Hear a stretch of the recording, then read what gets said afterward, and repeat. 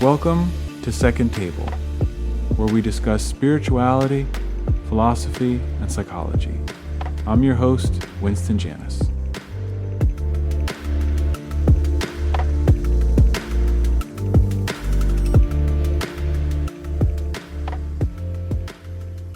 All right, so thanks for joining us again, a Second Table podcast. Thanks everyone for listening.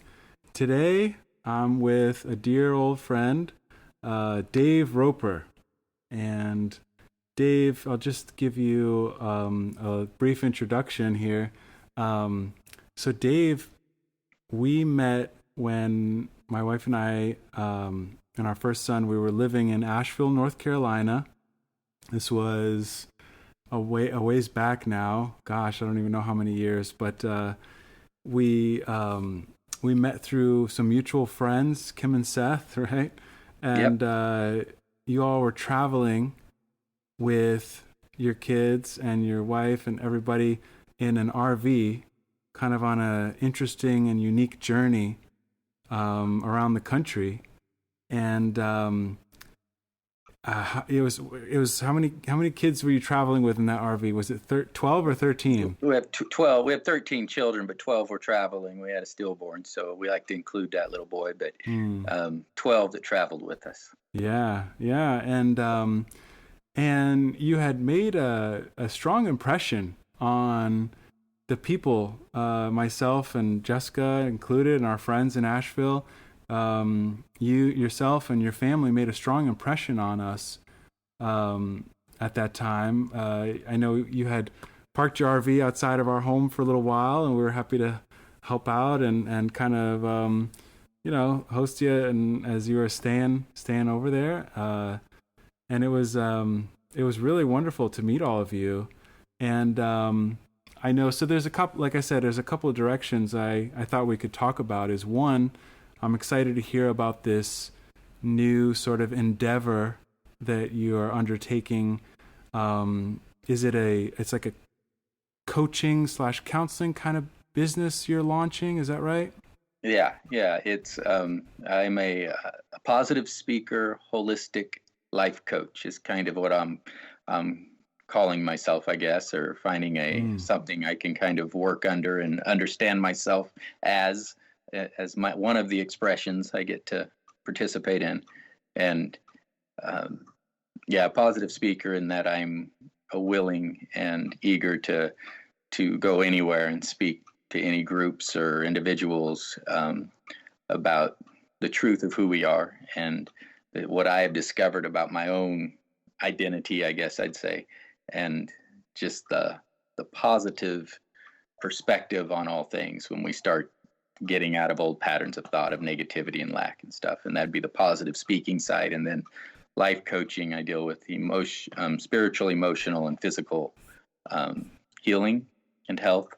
And I have different, I call them modalities that I like to do, like a life conversation, where if somebody comes in or if somebody wants to contact me over Skype or any sort of the Zoom or FaceTime or whatever's available out there now, to be able to do live conversations just wherever somebody's at and just sit and listen and then begin bringing clarity. If I hear like some trapped emotions or something in there, there's some EFT, it's emotional freedom technique that I use that I like to bring in and help people just release old patterns, old emotions that get stuck, and just begin just encouraging and inspiring and supporting, creating space for somebody to talk and share. And then my true passion probably is that I know the light that is in a human. I feel it, I see it, I witness the light of God, Christ,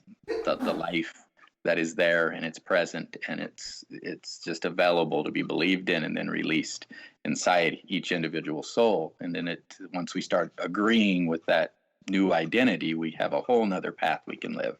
And that's my fun. That's just my fun, is I just love to be able to sit and talk with somebody and help bring clarity to their identity and to help them find their glory, their goodness, their amazing expression.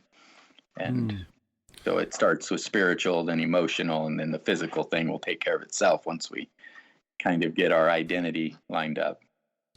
So. Okay. Yeah. So it sounds like for you, it has a lot to do with our identity. Oh, very much so. I think that's the name of my ministry or business, however we want to look at it, is Walks of Life.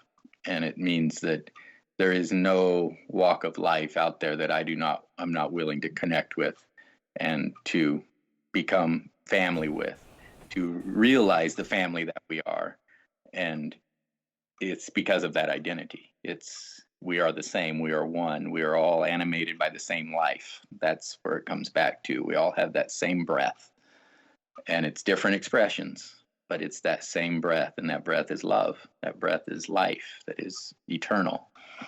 And yeah, I do feel like once again that people sense that from you, and even from a lot of your kids. It's like, well, I think your hugs kind of have become sort of famous, and your kids as well, right? The way you give hugs is like not necessarily how normal people, it seems, in everyday society do. It's just like there's a certain, I don't know, what's the word, intimacy or warmth about the hugs. And yeah, it's just, I think that you and your family have exuded this love.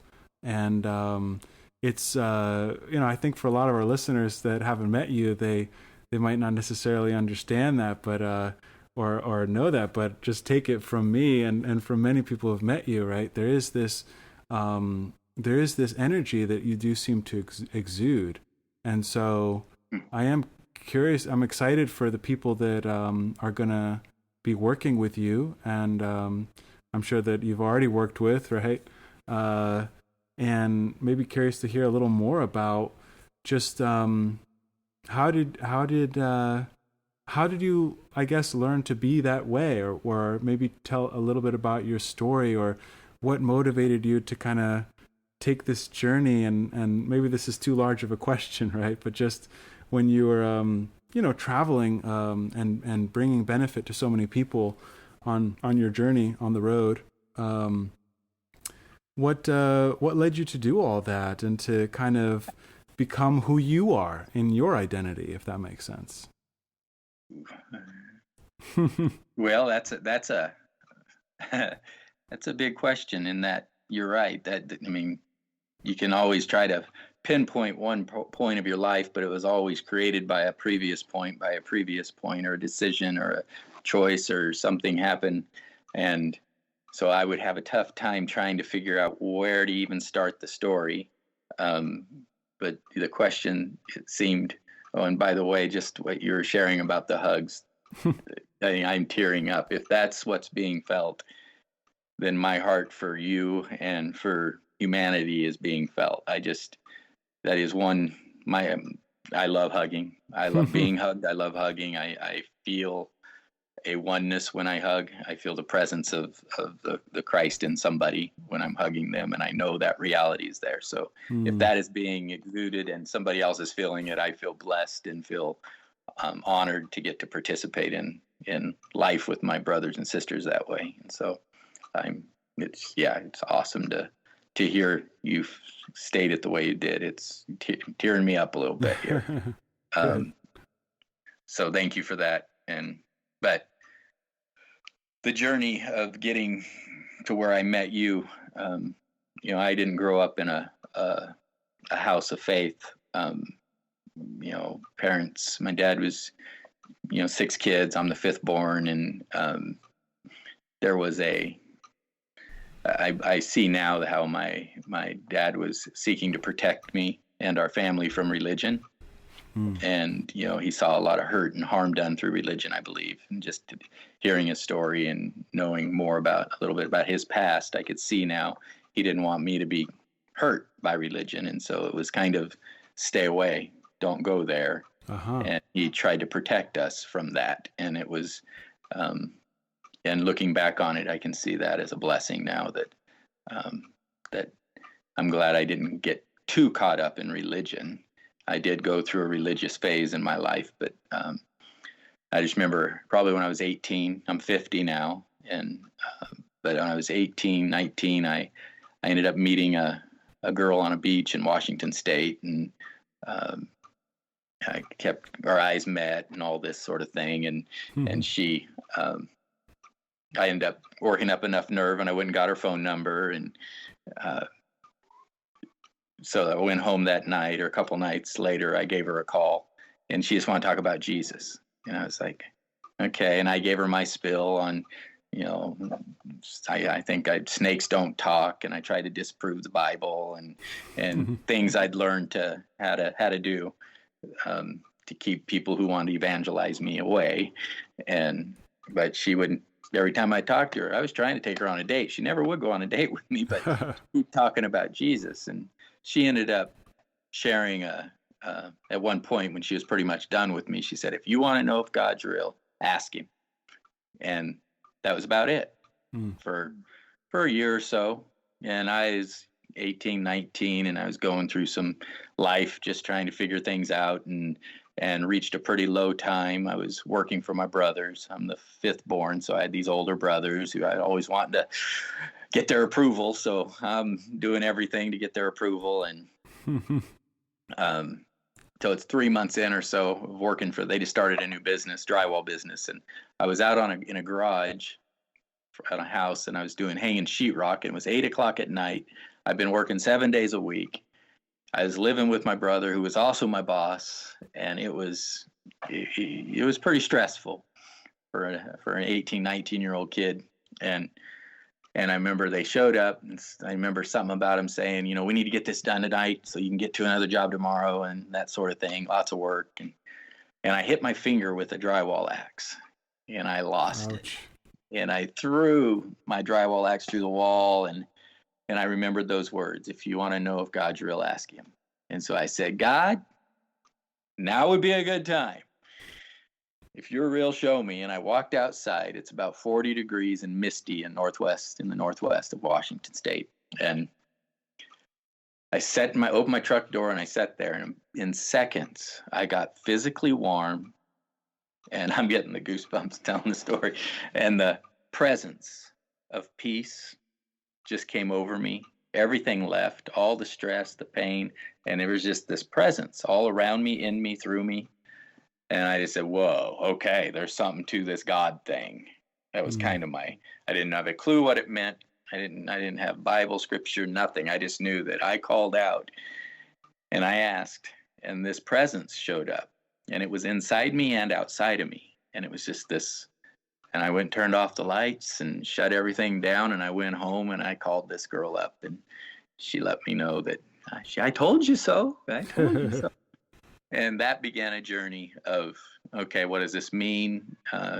First thing, most people within Christian circles you need to go to church, and you need to do. And so I tried this and that, and went to a church here and there, and a lot of the churches didn't feel right. And there's some, the same guys I was going to the bars with drinking were in the church, and everybody it didn't feel right. And so I kept trying to live my life, figure out this or that. And then somebody told me, I was looking for a wife. When I was 16, I wanted to find a woman who wanted to be a mama, and wanted to be a homemaker, and wanted to have babies. And that's what I wanted. And I went through quite a few girlfriends trying to find this, because not a lot of women were seeking that same thing. And somebody said, why don't you just put what you want in a Bible and just leave it there? So I wrote down a wife and stuck it in a Bible.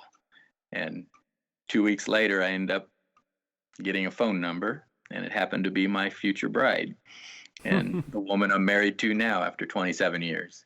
And she ended up getting me my first Bible, and I began consuming it. I mean, it was just wonderful to read it and just get understandings, but I didn't have anybody really teaching me. I just reading, and ended up going to church when I ended up, my future wife. There's a long story there. I don't even know how much detail to go into here, because it can get a little over detailed probably, but there's so many little nuggets of just the leading of the Spirit the miraculous thing of having this body that can be led into so many different experiences, and to go from complete separateness from God, and I'll say God as love, God as just this pure life energy that is pure love and is never not love, is always unconditional love, and to have my relationship with this life and trying to figure out, how do I surrender to it? How do I keep that feeling I had in that truck that day? How do I keep that alive within me and moving forward? And then, you start hearing everybody else's opinions, and then you go to some churches and they're telling you you have to do this and read this and make sure you're doing this, and everyone's meaning well. Everybody's trying to help because they're on their own journeys, and so often we want somebody else's journey to validate our own journey, and Right. it tends to start. We end up looking around outside of ourselves again for answers, and so reading the scriptures and doing all this, and I'm going to church with my moved to Kansas from Washington State, where my future wife was, and developed a relationship with her. She got me my first Bible. We're going to church, spending time in different churches, having great experiences, but always looking for more. Still always like, where is this? Where is that knowing, that life, that I got a taste of it? And then I'd go to churches, and I'd get excited. And I remember walking into the first church I walked here in Kansas, where I live now, and I saw the guy behind the pulpit, and I thought, that's how you achieve at this church. You got to get behind the pulpit because it's a ladder of success. That's how you achieve. That's how you, just like in business, you got to move up the ladder. And that was my mindset coming out of the world system. So I got to get behind the pulpit to be successful as a Christian. And so I started kind of moving in that direction. And at some point, I remember feeling like I ran into some charismatic believers. Well, I got to be filled with the Spirit. I got to get baptized in the Spirit. I need the gift of tongues. I mean, I was just hungry for the reality. Right. And so I just wanted the reality. You read through the scriptures, read through Acts, the book of Acts, and it's just like this powerful book of things happening in people's lives and people being healed. And you read all the gospels of the things Jesus was about doing and loving people and with power. And so I wanted it. There was nothing. I just didn't want to settle. And it seemed that a lot of times I would get into situations and into gatherings where it was kind of like, settle down. You need to settle down. I'm like, no, there's got to be more. So we start home gathering, and I end up meeting this gentleman. He's passed about 14 years ago, John. And he called himself Steward of Jesus. He changed his name, him and John and Mary. And he was this kind of radical guy. He rode a bike everywhere he went. He believed he was in the kingdom of heaven, God's kingdom, and Jesus was his king, and he was going to radically obey. And, he just kind of separated from the world and just lived a very peaceful, unique life. And, theologically, he, according to all my theologians who taught me, all the teachings of the mainstream church, this guy was wrong and a heretic. But there was something about his life. He was peaceful. He was very quiet and calm and confident, and didn't matter what was going on in the world. He had a steadfast peace about him. And I was attracted to it and intrigued, and he became a very significant part of my life for the years that I got to know him. And he taught a lot about the separateness, the difference between the world, kingdoms of the world, and the kingdom of God. And he was wrestling with all that. And how do you make Jesus your king, your authority? And, he'd read the Sermon on the Mount, and he'd do and so I started hungering after, okay, I'm going to need to, Jesus is my king, whatever he wants. And I remember a pastor telling me this, I don't know, probably now it's been 15 years ago, 16 years ago. I was out doing drywall on a house and for a pastor, and he said, I was talking about how I want a full-time ministry for God. I want to be full-time ministry. And he says, well, you're looking for a free heart. I said, okay, if that's what it is. I want a free heart. And he says, you need to go look yourself in the eye in a mirror and say, God, whatever you want, I'll do. Whatever you want. And I thought, I was zealous. I was young. I was ready. And I say 15 years. It's probably more like 25 years ago. Yeah. And so I went home, stood in front of the mirror, and I couldn't do it. Really? I could not do it. I started thinking of, well, Jesus, he was put on a cross, you know, he walked the walk of somebody who was sold out to the Creator's life force, energy, love, to his Father, as he put it. And I'm like, I can't do that. It took me 2 years, about every week, trying to say, whatever you want, I'll do. But once I did it, life opened up in a new way. I began to trust in that life more than my own ability to lead my life. Because I wasn't finding the answers. I wasn't finding what I was looking for. And that surrender, and I think Romans talks about offering our bodies as living sacrifices, holy and acceptable unto God, no longer conforming to the pattern of this world, being transformed by the renewing of our mind. And that was kind of this time of, okay, I'm willing to offer this body. Whatever is going to happen to it is not the important thing, is that I'm connecting with this life, with the Father's love, or however we want to word it. Many people can word it differently, but I was wanting to connect to that Father's love, and that trust that I can trust that whatever this life would ask me to do would be good for me and everyone around me. Yeah. Like acceptance, letting go, surrender. Yep. Yeah.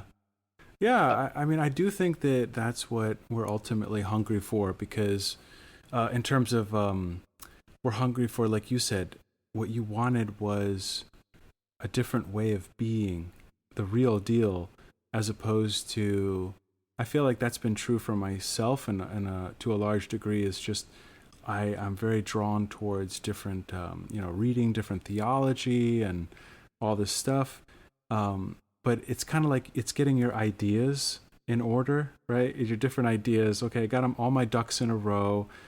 This all kind of logically makes sense for a while, right? But the intellectual part of it can be kind of satisfying for a minute or two to be like, okay, this is what I believe, but I think true spirituality is not about what you believe.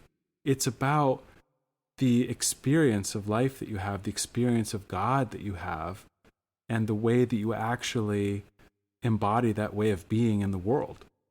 Yep. That's the fruit of being connected. Reality, the real connection, not intellectual connection. Right.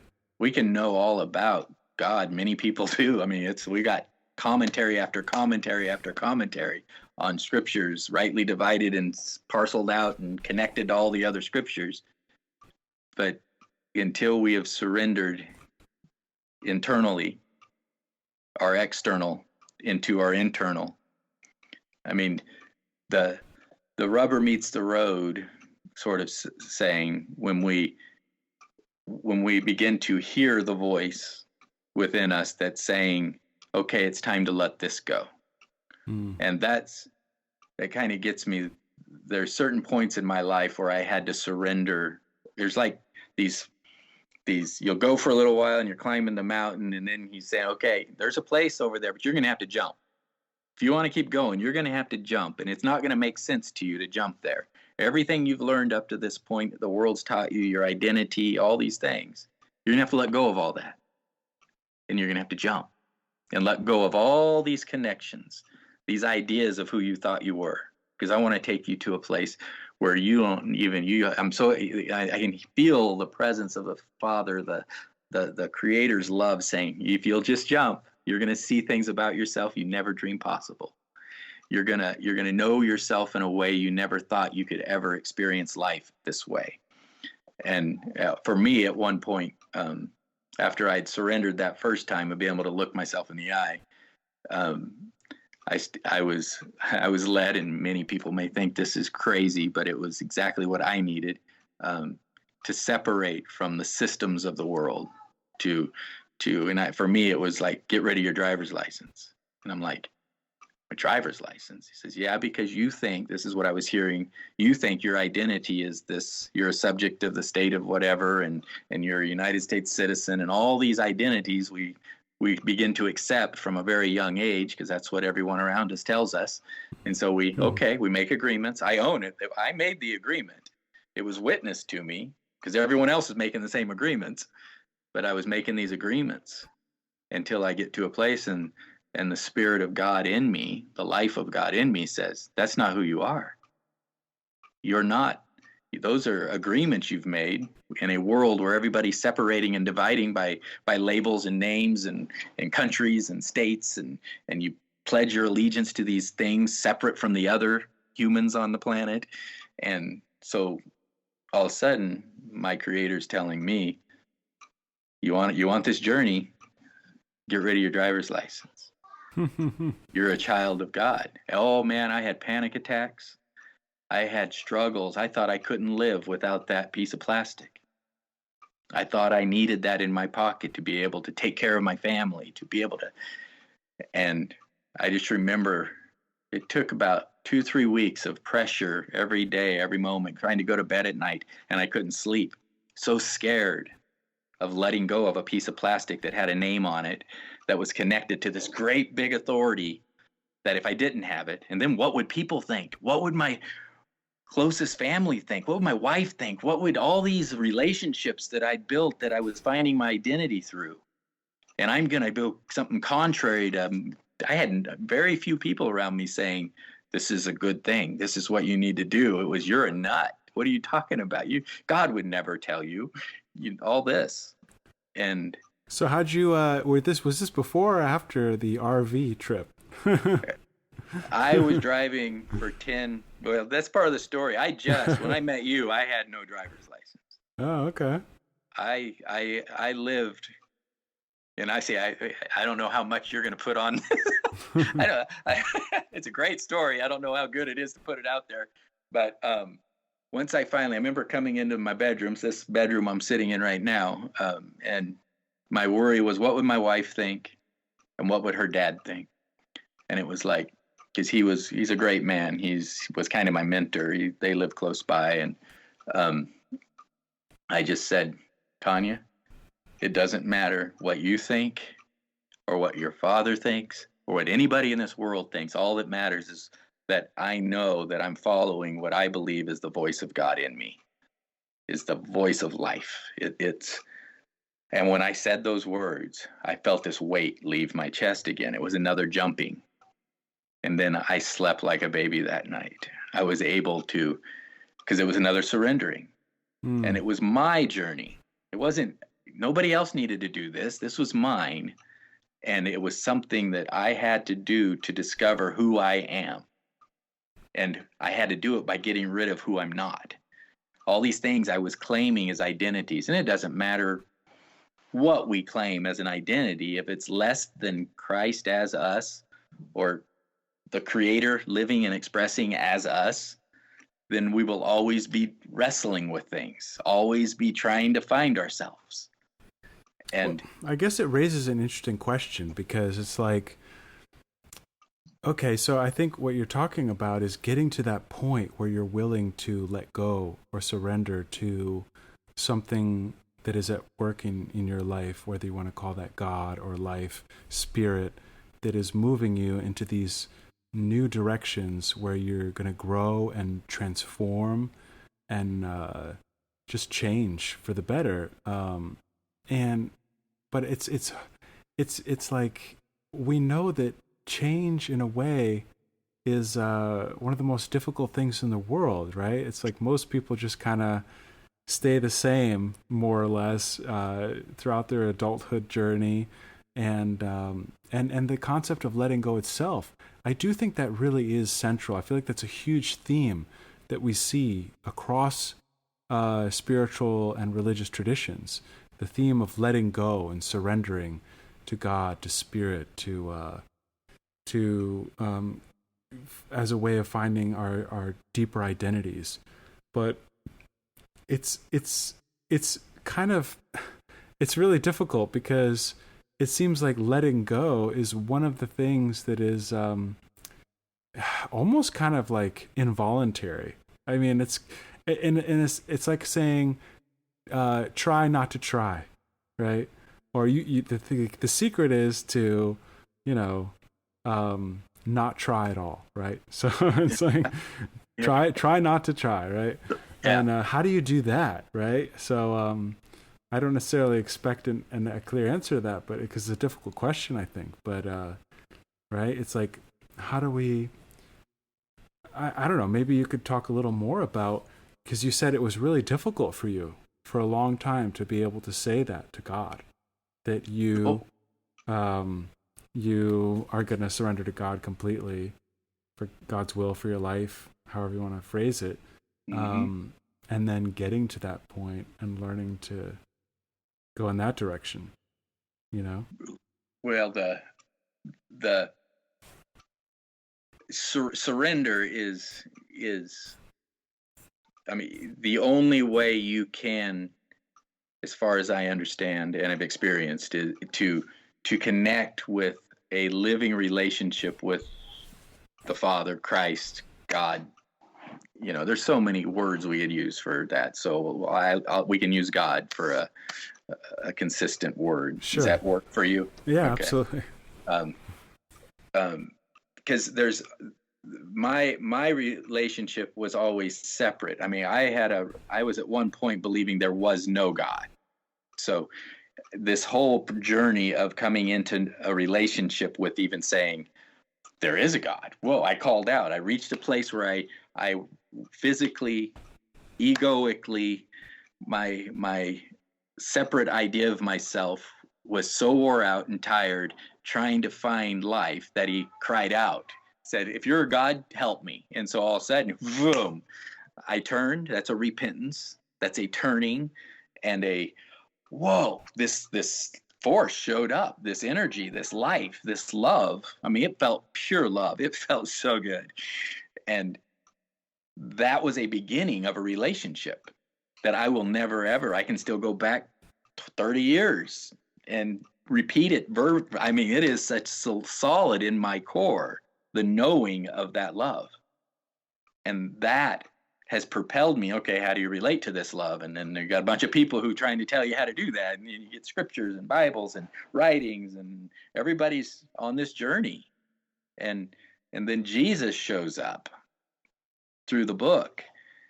And I start reading all of Jesus, and I'm hearing him, he says, you've heard it said, but I say. So what he's doing, he's pointing out, this is your whole understanding of life in separation. You've heard it said, but I say.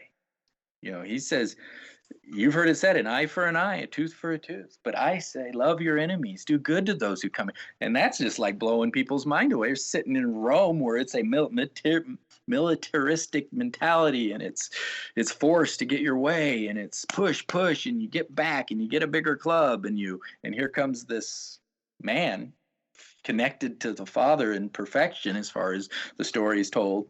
And he says, love your enemies, do good to those who come in. Just revolutionizes an approach to life. And that is for those who used force to control things, that slapped them in the face. That's a wake-up call. Well, that's a new idea. I've never heard of that. And so now these seeds are being planted of a new life, a new way of living, a new expression in humanity. And here's this man, Jesus, who's expressing it in such a unique way. He's letting prostitutes wipe his feet with their hair, and everybody, get rid of her. No, love her. He tells drunkards and all the different identities people claimed. He says, you're the light of the world. You're the salt of the earth. He's just flipping things on their heads because he was seeing the reality of who they are in truth. not what they have claimed and expressed in their separateness, in their idea of being separate from love and each other. And so they're all just running around without our connection to our head, trying to find value, trying to find worth. And so when that happens, when somewhere along the way somebody comes along and looks at you, this is my joy, is to be able to look at humanity and just say, I see you. I know who you are. I don't care what you've ever done or will ever do. You are the light of the world. You're the salt of the earth. And the journey began. Well, the journey's always going, but the journey gets intense when those identities we held on so strongly to as our value and our worth, they all of a sudden the love of God wants to pull that out, because you're not expressing all that I made you to express, because you're holding on to something less than who you truly are. You're holding on to an expression instead of your true self. Does that resonate or make sense? Yeah. I mean, for me, it reminds me of a story that you told. I only remember a brief part of it, but years ago we were talking, and you had told me that you were speaking with a pastor, and this pastor was arguing with you, and at one point he said to you, "Who is Christ to you? Who is Christ to you?" And you said, "You are." And then he was like, "No, I'm not. No, I'm not. I'm sinful. I'm dirty," and all this stuff. And but that always, I remembered that you told that story, because that was a significant teaching lesson for me, as far as realizing how embedded that teaching is in the church, of lessness and separateness, and that somehow we got it in our hearts and mind that if we can claim and identify with our sins so much, that is what makes us righteous to the Father. That we confess our sins, and that's what that seems to be what is taught.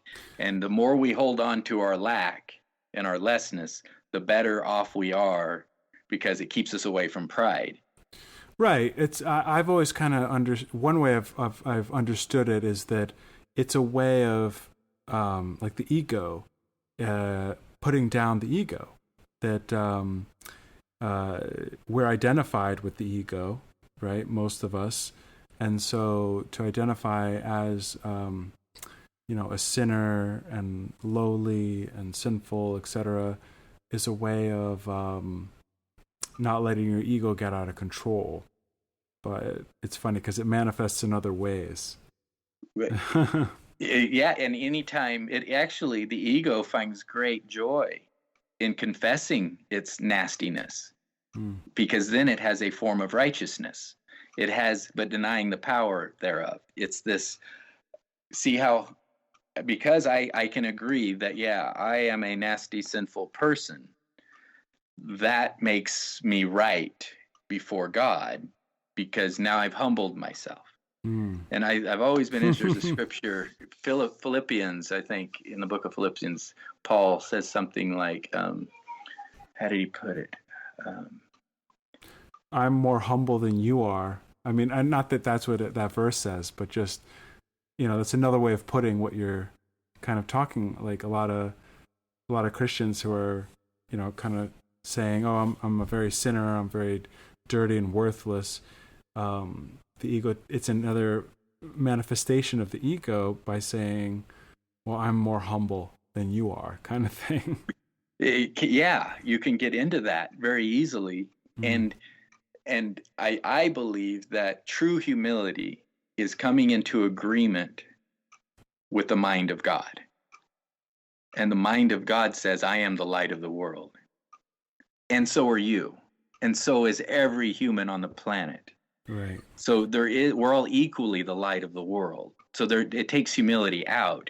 Instead, it takes comparisons out. It takes, not humility, comparisons, where we all can start claiming we're all equally amazing now. We're no longer separate. And the way I've approached, the cross and and the story, that the traditional story of whenever Jesus was crucified and the veil was rent and the Spirit went out.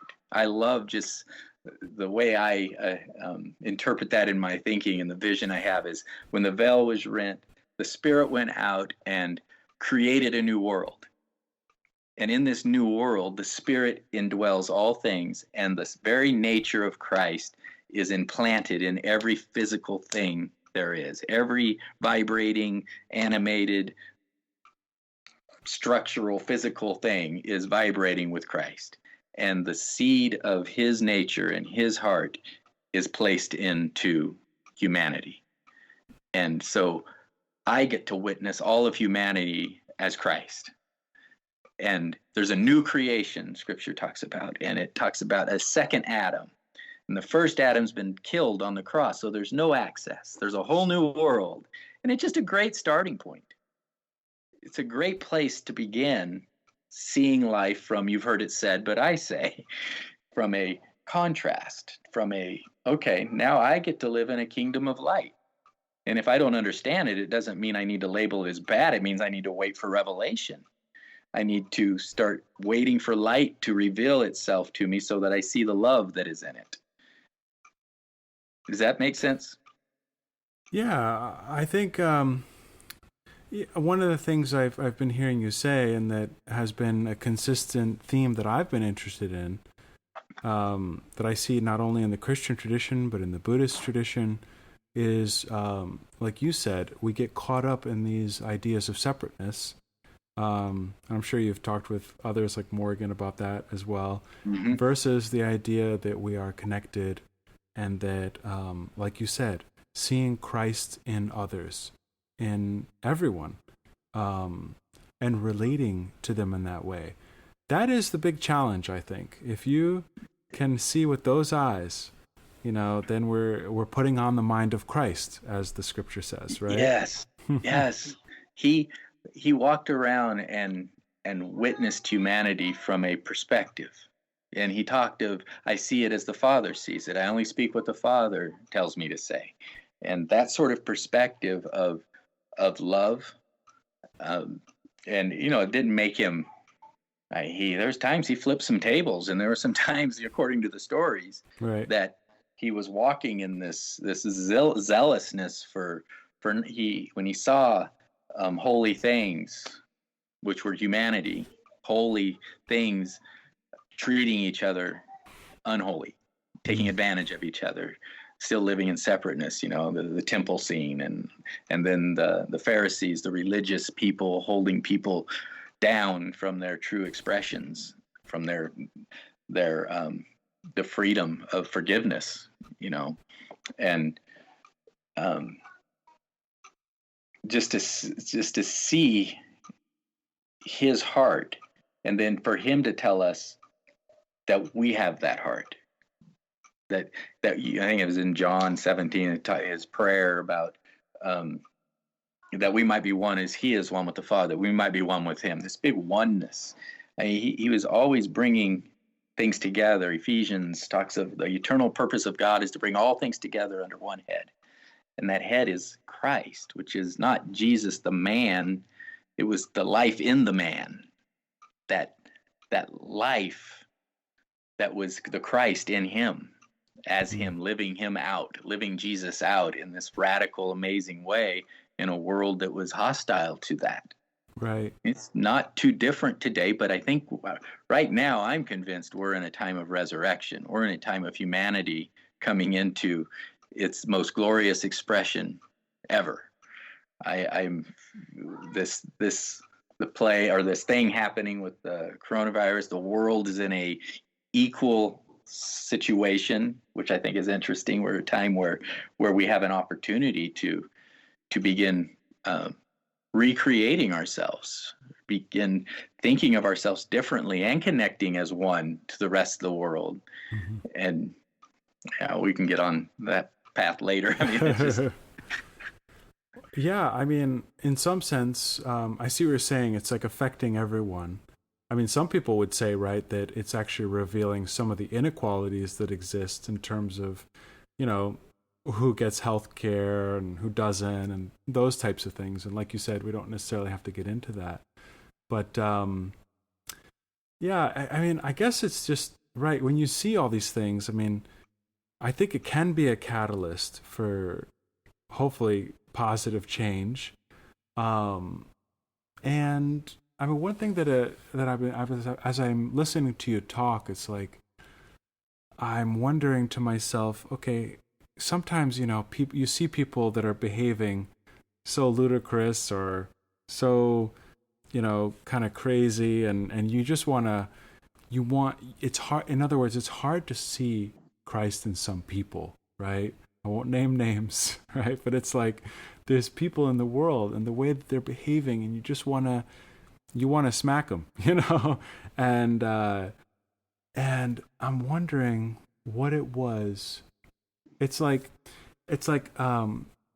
you feel that because of your convictions about how you think that the world should be, that you don't want to stand for the way and allow for the way that other people are behaving because it's damaging things, right?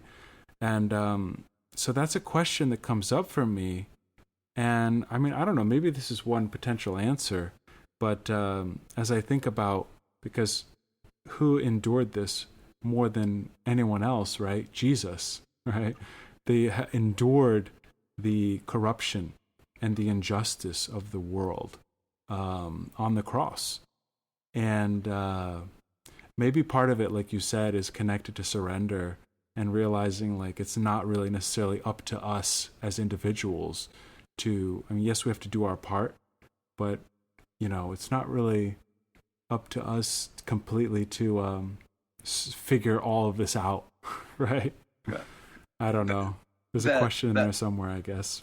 But well, I think going back to how do you deal with certain individuals who are seeming to be living in contrary to what your perspective allows as what is right and good. Separation mindset, however you want to put it. Yeah, exactly.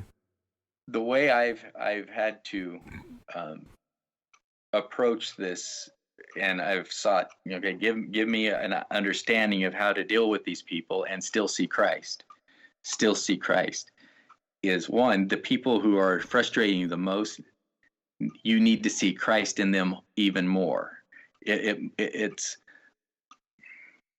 the physical realm is an outpicturing of where humanity sees itself, where it knows itself to be as individuals.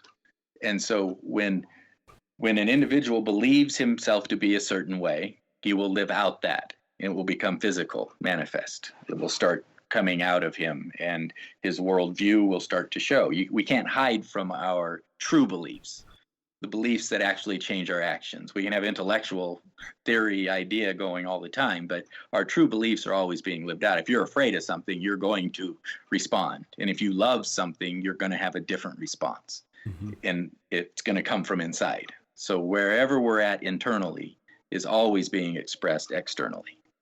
And the energy of it, at least, we can fake it to some degree, but you can't fake joy and peace and patience and kindness and gentleness, and because it's energetically felt, right, and experienced. And so what I have done when I see things out in the world that disturb me, I immediately go inside and I have to begin to examine my own heart and say, why am I being triggered by this? What is it about that I am seeing that's wanting to reveal something about my own heart? I'm having a judgment about something about myself. Does that make sense? I think so. You maybe elaborate a little more, if you will. Okay. If I am walking in unconditional love, I can see people doing things, and I can say, okay, this person is hurting somebody. This person is hurting. The person hurting somebody is hurting. And so instead of judging and condemning and I want to find a love for him, because my love for him is what will heal him. My witness of him as being the light is what will heal him. So, right. So basically your response to an external situation reveals where you're at internally. Yes. Spiritually. Yes. If I get angry and I want to go punch that guy for punching that guy, this has been cycling through humanity forever. And there's a scripture, the Corinthians, love always trusts. And I wrestled with that for a long time of how do you trust? I mean, how do you put yourself out there and trust these people who are hurting people? And at least at this point, the revelation I've been given is love always trusts. It doesn't trust the ego in humanity. The ego will always be a deceptive, lying. It's not the truth. It's not the truth of somebody. The truth of somebody is they're the light. I'll always trust the light in somebody. I'll always trust that person has infinite potential to make a new choice. Mm-hmm. And if I am busy about witnessing the light in them, it gives them permission to witness it in themselves. When you witness something, it gives permission for others to see it because you've brought it into attention. You've brought it out. And so as we witness, that's to me, this is evangelism, is witnessing the light in people. Mm-hmm. So that they get to feel it for themselves and to experience it or possibly see it. And then once they see that they also have the light, they can begin to nurture that light and begin to fall in love with themselves and their neighbor and then the all. And it's this, but it has to start with knowing who we are, that in truth, we are the light of the world, that we are the energy made form, God's energy made into form. We are love turned into physical expression. And it's beautiful. Yeah, it just seems like it can be so challenging to do that in the moment when you're with someone, let's say, that is caught up in a way of being that you perceive as being, say, very hateful or judgmental or fearful or destructive in general, right? Just a destructive kind of person. And I do think, right, intuitively, I feel like what you're saying is true, that if you can see through to the light in them and somehow connect with that, that in some way can be an answer. And yet it's like easier said than done, right? It's like when they're in that destructive, maybe they're insulting you or they're just saying stuff that's really offensive. Gosh, I mean, to put it another way, right, playing kind of devil's advocate with this whole approach is like, don't you have to hold a boundary, right? And say, hey, I mean, we're kind of talking abstractly here, but maybe this person is acting really out of line. Don't you have to say, hey, this is not cool. Like, you gotta kind of stand up and say, the way you're behaving is not right. You know what I'm saying? How do you see the light in them while doing that at the same time, if that makes sense, As we are growing or remembering, as I like putting it that way, as we're remembering who we are, everything is working for this remembering. The whole creation conspires for us to remember who we are. And so every situation is not being wasted. Every challenge, every relationship is conspiring for our good, for this revelation, for this knowing of our true self. And when an individual comes into my world, I have, as I'm learning just in the last year, I realized, oh, whoa, one of my identity things was I needed people to need me to feel valuable. The Christian, I need to be out witnessing. I need to open my home up. I need to be doing all these things so that I could feel Christian or I could feel valuable. And that's an identity issue. I'm valuable if I don't do squat. I am the light doing nothing. It's the trying to try thing. It's the it's and I've had to start putting boundaries up, saying, and it's boundaries from egos. It's saying, okay, it's accepting I created this relationship because I was needy. I needed you to need me so that I could feel valuable. And so I create this unbalanced relationship. Instead of, you don't need me, I don't need you. The only thing we need each other for is to witness that we don't need each other, that we are whole, unique expressions of God, of the light. And if we're doing that for each other, those are healthy relationships. But when I have this idea that I need people to need me, then I create a relationship where I've got a lot of needy people around me who I can fix problems, I can share, I can do all these things and make sure everybody's okay. And what I'm doing is disempowering them. I'm not empowering them to know that they don't need me. You're just as creative. You have access to all the life I have access to. You have your own unique set of gifts that will provide for you and for meet all your needs, and you will be your unique expression of this glorious thing of humanity. And instead of me creating relationship because of my own lack of understanding of, because I felt I could almost validate myself by saying, see, I got all these people who need me. Look how valuable I am. Does that make sense? Yeah, I think so. Yeah. Yeah, and that's been a hard lesson. It's been hard to set boundaries up with relationships and such things that I was trying to I had created so that I could feel value. And I've had to say no. It's to be able to say, owning my own creation, dealing with other people in the world, the greater body, and say, I need to put this boundary up that I have to heal. I have to do more work to know who I am, where I'm okay if I'm not helping anybody. That even doesn't sound Christian, does it? I'm okay even if I'm not helping anybody. And that's learning the unconditional love of God.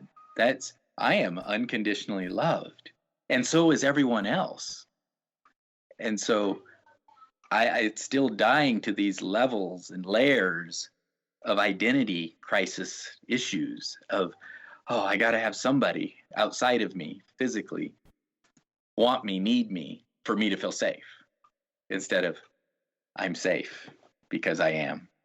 And it's that relationship with the Creator that allows us to do that. The relationship with that internal life, that internal voice that you can just breathe and know and bask in the love of God without doing anything.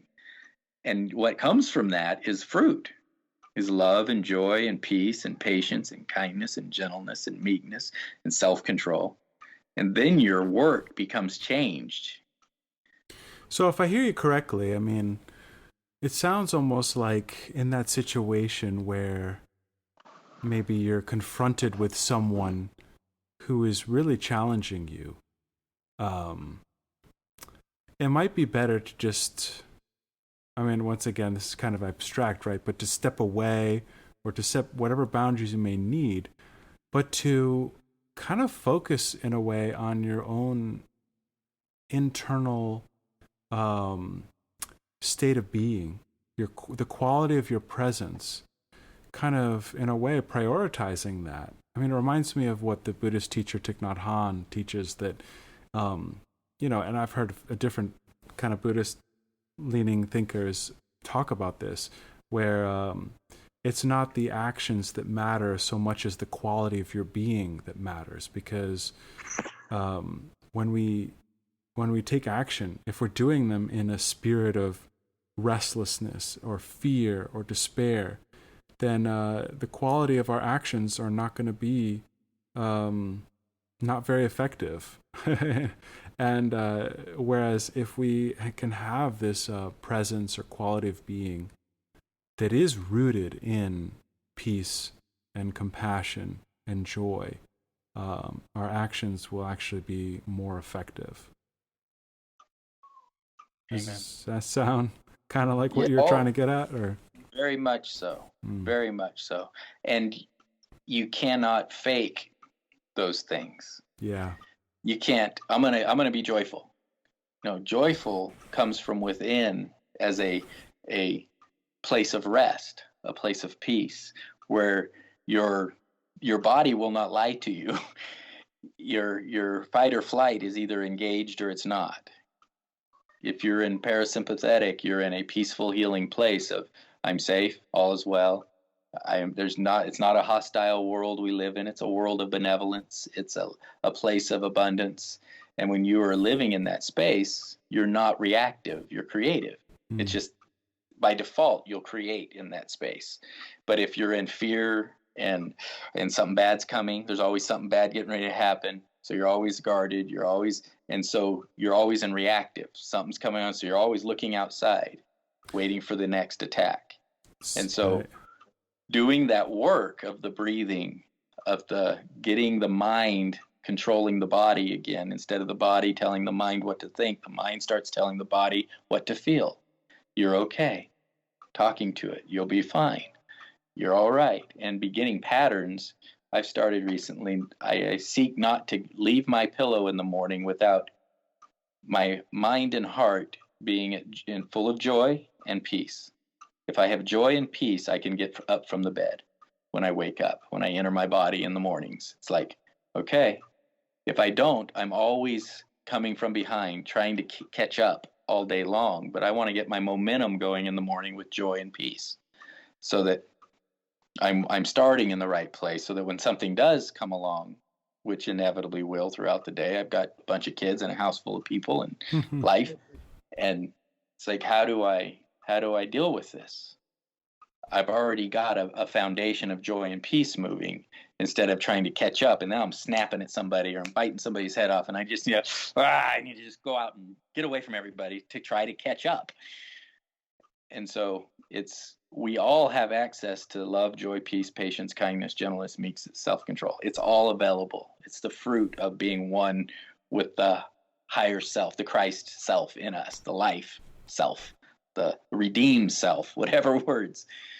And that's the relationship that is necessary. And it's better is one day with that in that space than 1,000 elsewhere. It is that space. And we can do it for a minute. Then we can do it for 3 minutes. Then we can do it for 10 minutes and learn and train ourselves into that place, letting the mind become the dictator of our emotions, the mind of Christ dictating our emotions instead of the body dictating our thought. And the body the body is a great tool. It is emotion. It's a feeler and an experiencer, and it does it perfectly.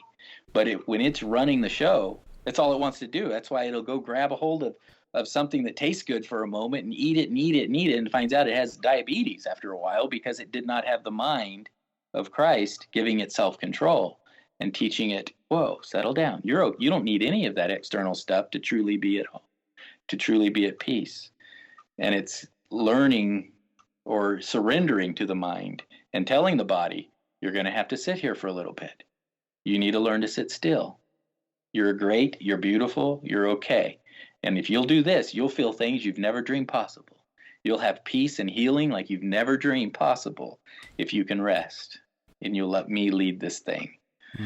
And having that dialogue and learning the different voices of the body and the mind, it's part of the journey.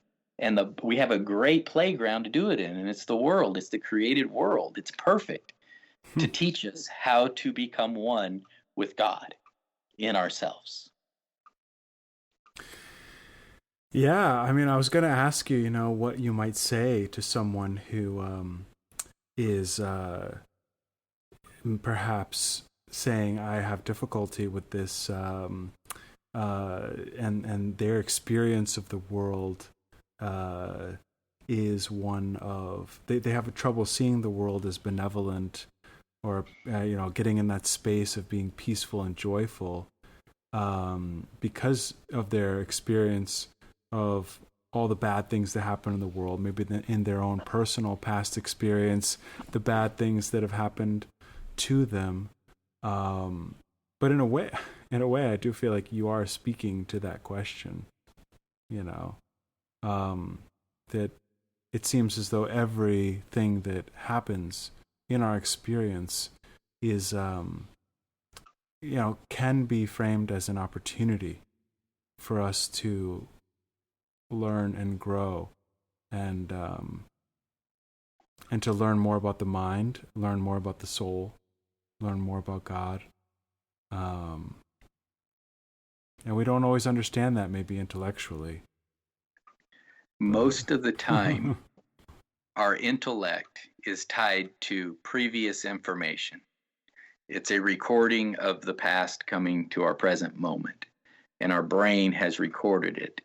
And it's a great tool, but I think we get caught up in trying to use all the past information to create our life, when life is always lived at that cutting edge of needing new revelation, bringing in new, or we're just living through the patterns of the past. Always we keep making agreements every day with what happened yesterday. I've heard it said that we have about 60,000 thoughts a day, and 90% of them are the same thoughts we had yesterday. And we just keep bringing our past into our future and making agreements. That's why I love what Jesus said. You've heard it said over and over and over and over, but I say. And that's when we're stepping into the heavenly realm, where the unknown can become known. These higher ideas can be brought into the kingdom of heaven, can become earthly, can be brought to earth. Jesus prayed, "Thy will be done on earth as it is in heaven." And it's that ability we have when we stop agreeing to the past and continue to bring it into our moment, and we start stopping and breathing and praying or meditating and allowing a new thought to come in. And it's something that we have to train, because we're so the pattern we have set is to keep bringing the past into our now, the past into our now. So if we wake up in the morning and we decide to have a whole different experience that morning, I'm not going to do the same thing I did yesterday. I'm going to choose to get out of the bed on the other side. I don't care what it is. Change something to change your experience, to change the new creation you're bringing into view. You get everything that's happened to everyone on the planet was their creation and their perspective of that creation. And as soon as we own that, I created my life by my choices. And by understanding, once we realize who we are, we're the creators. We're made in the image of Creator. This is how God creates, is through us. And some people create in fear, and they keep regurgitating the same thing their parents created and their grandparents created. And we bring these systems forward, and then we corporately agree on them, and we get what we have. We could write another constitution. We can do whatever we want. None of this is established. It's all liquid. It's all movement. It's all flowing. What do we want? And begin asking, I get to choose. You get to choose. And as I step into the identity of love, my choices will be love for me and love for you, love for all of humanity. So I choose to create a world where we support one another, where this gets back around a little bit to traveling around and just making ourselves available. It was an experiment. How will I be taken care of if I offer my efforts to humanity? Yeah. My gifts, my abilities, everything I have to offer, will I be taken care of? And abundantly. 3 years we traveled all over the United States. Every need met. Went through 2 RVs. Every need was met. And it was humbling, blowing my mind, that going and just saying, what do you need done? Let's build it. Let's grow it. Let's paint it. Let's whatever. And then there'd always be enough to go to the next place. And just wait for that next call. And right at the nick of time, somebody would show up and need this done. And that would fix the carburetor on a vehicle or whatever. It was just this constant flow of give and take, this ebb and flow, this blessing for blessing, support for support. Yeah, it's an incredible experience that you had. I mean, we were there watching you all go through it, you know. I mean, I am hearing that you're saying that the quality of our being, this quality of experience of going into that place of joy and peace, um, matters so much because, in a way, if we can manage to find that place within ourselves, um, that it will offer us certain resources and experiences that we maybe didn't think possible. But the first step is to trust that if we go with that way of being, that it is going to help us to have those inner resources and bring us into situations that we maybe didn't think previously were possible. Um, Guaranteed. hmm, Guaranteed, brother. That's the what is it? Jesus, he came to give life and give it abundantly, to move us into abundant life. And it's Christ who lives in us. It's not, Paul said, it's not I that live, but Christ that lives in me. And I like to say Christ that lives as me. It's the life that lives as me. And once we can even consider that as being possible, that's even a possibility, that pure love dwells within me and wants to live as me. And if I will surrender to that there's abundance. There is no lack in the kingdom of heaven. There's abundance, and it's all around us. But we have to receive it. We have to accept it as even a possibility, as stepping into the opening up to it. We are so tied to feeling bad, and that's become our identity. If we feel wrong to even, I made a list of things I would want my work to be, and I put easy on it. I want my work to be easy, and I felt bad because work's not supposed to be easy. Why not? Why would I not want my work to be easy? Yeah, And because I've taught hard work. We teach ourselves this from a lack mentality. Hard work, you're honored for working hard and suffering while you work. Hard work can be a blessing and amazing, fun thing. Yeah. But I'm so tired and I work myself to death. And, it's a way of coping job. with it, you know. What? It's, maybe it's a way of coping with the reality of hard work and every day. It's kind of like take on this attitude, of embracing it or whatever. Yeah. And it gets honored, and we sing songs about it, and we instead of, and it's killing at this point. I think in a lot of ways it is killing us. It is. Yeah. Because we're still, that's ego based living, because it gets honor for it. And what if you sat back and just set, and even like you were saying, the Buddhas that would sit and their needs would be met, they just sat and offered some wisdom when somebody came up and they dropped coin in their little pots, or they bring food to them or whatever. I mean, that is a type. Jesus walked around, and he there's witness of, there's stories of him working, but when he started his ministry, he walked around and he healed some people and he shared. I believe he loved his work. And he went to the cross for the joy set before him to overcome the flesh. I mean, one of the things, going back to what you said a little earlier, was like that it made me think, because I could hear maybe some people listening and asking, well, how could I be in this place of joy and love and peace when X, Y, and Z is happening in the world and in my life and all these things. And but it reminds me of something I heard the Dalai Lama say, which is that someone asked the Dalai Lama, how can you be happy when you've been exiled from your country and Tibet is going through all these things because of the Chinese government? How can you still be happy? They've taken all of these things from you. Everything's been taken from you. You're living in exile.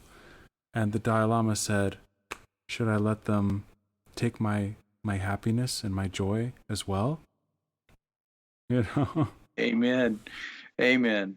It's our choice. It's always our choice if we're going to be happy.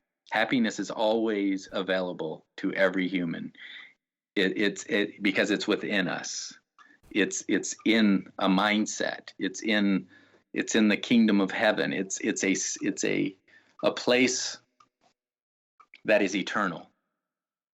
All other emotion, the physical discomforts are all temporal. They're physical and they're body driven. And ultimate peace is always available.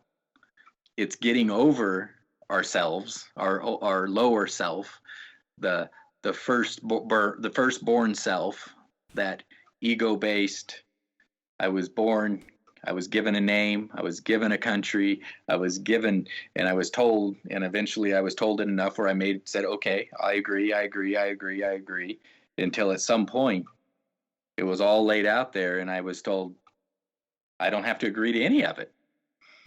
I can choose who I am, in a sense. I get to make a choice here. But I mean, one of the things though is like so to make it really like very concrete and for my own circumstance, right? Is like, how do we? I mean, because we can't. It doesn't seem to me be permanently sort of maintain that state of love and joy and peace. I know that hopefully we can practice it and get in those states more frequently, and those states can become our normal. But I mean, things throw you out of it. I mean, you must know as a father of as many kids as you've had, right? It's like right now we're in this kind of quarantine situation with my wife and our three small kids, and it's like, they kind of we're in a 2-bedroom apartment right now, and it feels kind of cramped for a family of 5, and we're just like, I mean, overall it is working out okay, but there's moments where it's like, gosh, you feel horrible, because the kids are torturing you with their incessant attention seeking, and they want this and they want that, and they're fighting with each other, and the baby's crying, and you're sleep deprived, and that's reality, right? It's like, and the last thing you feel, you feel like you can get yourself to feel is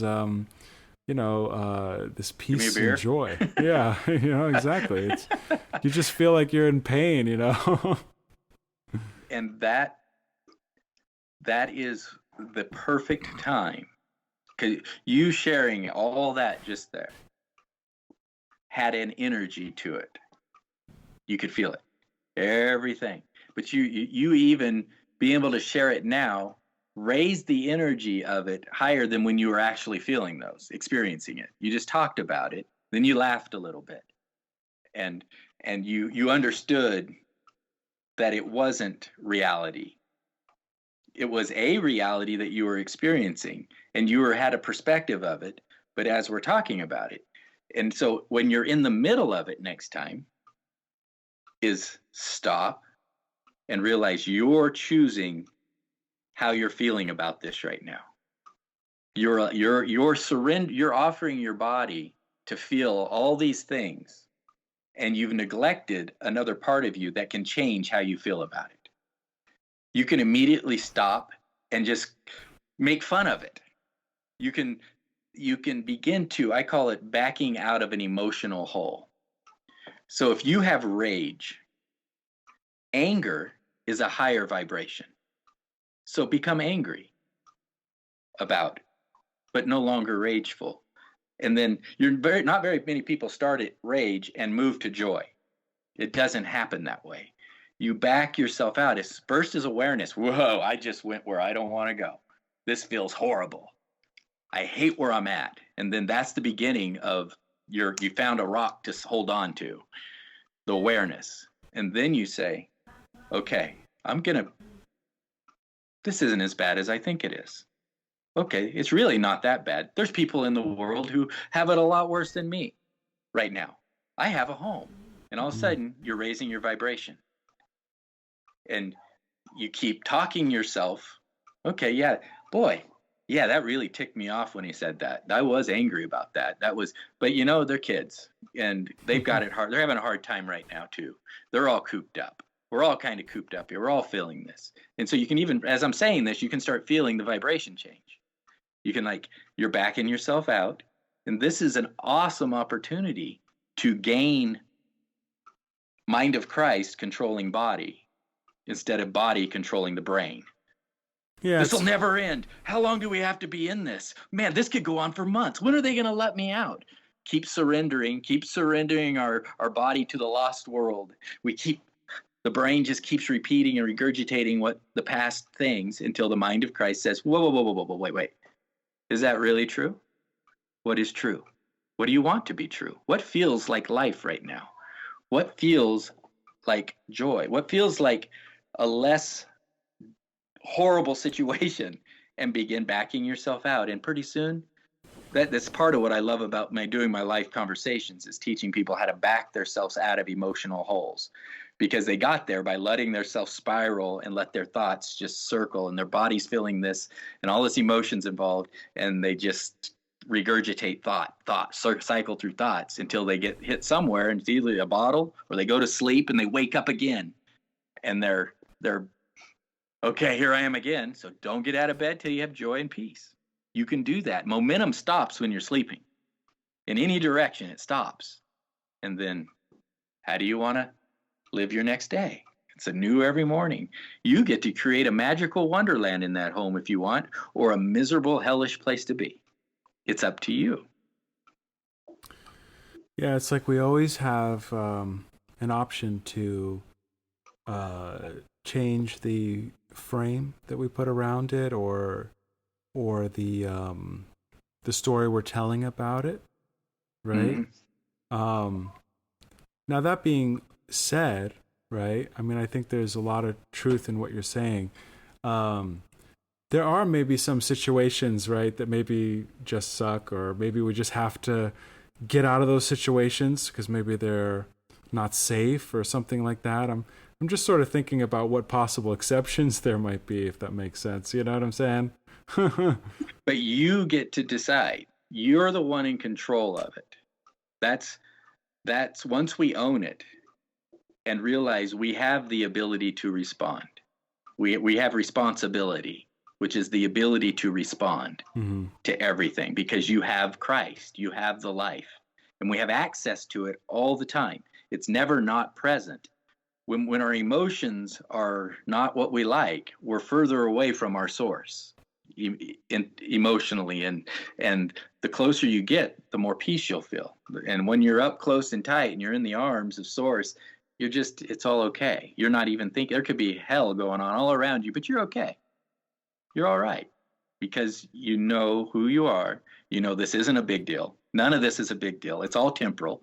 Everything's going to change if you wait long enough. If you do nothing, it's all going to change. It's all going to be better. Everything gets better. Nothing's getting worse. If you wait long enough, everything is getting better. Everything is spiraling upwards. This is my philosophy. This is how I have to deal with this. Because you're right. I live with 12 people. Every day has great opportunity to practice where I'm at in regard to my source of life, the Father. And when I am emotionally disturbed and frustrated, I know I'm trying to do it without the source. I'm ego-driven, trying to figure out, but when I breathe and I leave the room, I go lay down, I take time now, I'm learning, I am valuable too. I'm not just going to give and give and give and give and give and give because I run out. And it's just ego-driven giving. But if I will take time to nurture myself, I love what you guys are doing. I think you're trading days. Yeah. With today, I get to spend some time with myself because it's important. It's so important to nurture your relationship with the source and creator so that you can have peace. You can enjoy this moment. I mean, and your guys are even choosing to be in the house. You're choosing to stay. Don't say, I have to stay here. You'll feel trapped. You'll start getting angry. No, we're choosing to do this because of whatever reason. And if we don't want to do this, we can get in our car and leave. We Right. can do whatever we want to do. We cannot give our authority over. We are choosing everything that's going on around us. Mm, mm. And I don't. I'm trying. I hope when I'm sharing all this and talking, that I'm not coming across like, yeah, this is. I'm just got it all. It's never. No, I am. It's daily. These are tools I use. These are things I use. And it's been the last couple of months that I've just said, okay, I'm not getting my head off that pillow until I have joy and peace. That gives me momentum for my day. Sometimes I'll grab headphones and listen to a meditation first thing in the morning for 15 minutes and breathe. And it's Right. like, oh, yeah, jump in the shower, take care of myself, do tapping, whatever, so that I can move into my day as the joyous, life-giving spirit I know I'm meant to be. Mm. That's my true identity. So I have a right to live this out. I hope there's a time where I do it enough where I don't need to do it. I just wake up happy. I wake up ready, not wake up and, oh, yeah, there's a coronavirus and, oh, yeah, there's this and that. And how do I? No, I'm just going to start out in trusting the life energy that's always moving towards abundance, always moving towards joy, and is always, it's just a vortex of life that's available to me where the presence of love is constantly, and it's in me. Right. It's all a practice, It is. Yeah. Yeah. Great. Well, maybe this is a time to stop. I know we've been going for a while, but I think this has been a lot of fun. Yeah, it's been a whole lot of fun. I don't know if I know we chased a lot of rabbits and bounced here and there, and uh, the rest of that story, because I did go and I left the system completely. Mm. But in April of this last year, it's almost been a year, I, in a sense, came out of the wilderness, and I feel like I was taken out of Egypt, was sent into the wilderness, and he's just recently told me to take the promised land. Mm. And that's what I heard Spirit, take the promised land. It's land flowing with milk and honey. And I said, okay, how do I do that? He said, the promised land, everything is vibrating with Christ. Everything is full of God and beauty and love and glorious. And that's how you know you're in the promised land, is when you see that. And I was like, okay, what about the giants in the land? And he said, kill the giants. I said, how do I kill them? And he said, by only seeing them as Christ. Because the giants are egos trying to protect themselves. They're trying to be something they're not. And so they make themselves really big, and they rattle their sabers, and whether it's governments of the world or whether it's your next door neighbor who doesn't want you treading on his land or whatever it is, only see those individuals as Christ, and their egos die. Because all you see, because it doesn't matter what they think, it all matters what you think, because you're the one creating it's your perspective. And when you witness somebody as Christ, they can't help but be affected by it. They'll either accept that new witness, or they'll be challenged by it, or they will run from it. But when you treat somebody with that kind of honor and respect, it affects something. Mm. And as of April, I was led to go get a driver's license, and I stepped back into that deal, but I get to decide what that license means. It's not a trap. I'm part of a group of people who live in a state of Kansas that we decided was the state of Kansas. We agreed that we'll call it this until we decide to change it to something else, because we can do that too. And that we're benevolent people full of love for our neighbors, north, south, east, west. That's what I'm agreeing to. And I'm part of a group of people who live in the middle of Americas who love their neighbors to the north and the south and the east and the west. And that's what I'm preaching and teaching and feeling, because that's who I am. I'm not a subject of a tyrant tyranny. We're going to take over the world and we're going to conquer it and we're going to pillage it and take everything we can for ourselves. That's not my kingdom. That's not my world. I'm part of a world of people who are in love with each other. I'm in the kingdom of heaven. And it's the promised land is before us. We get to see it how we are led to see it, with the eyes of God or the eyes of fear. Mm. Well, thanks, Dave, for sharing your wisdom with us. Well, Yeah. Thank you for sharing yours and being part of this journey, my brother. And everyone out there, I love you. I believe in you. I believe in the light that's in you and every one of us. And when I am feeling less than the light, I have got great people around me that remind me of the light that's in me. And if we can do that for each other, because there's a scripture that says, we then that are strong ought to bear the infirmities of the weak, but not to please ourselves. When you're feeling strong and you know who you are, witness that for others in them. And when you're weak, they will witness it back to you. And it's not to please ourselves. It's not a pride thing. It's a support for support, because we're all one body of humanity that is coming together to show truly how glorious we are. Yeah, I do. I think it's crucial what you said. I mean, just putting on the mind of Christ, seeing Christ, or their Buddha nature, or their beauty and their love, seeing through to that in our neighbors is so important. Is there somewhere, for our listeners, where they can find you or connect with you online or elsewhere? I would love to connect with anyone who would love to connect with me through my email, which is loveswalkoflife@gmail.com. And I have a Facebook page that I'll be starting up here shortly, and it is Walks of Life is the Facebook page, and Dave Roper will be there with that. And if I don't know if it's good to put my phone number out there, but I take phone calls too. But if you whatever you're comfortable with, I guess. Yeah, email me and I can connect with you that way and get you a phone number. And I can do. Just love to connect with my brothers and sisters anywhere in the world who wants to talk and inspire each other to a greater and greater, more beautiful expression.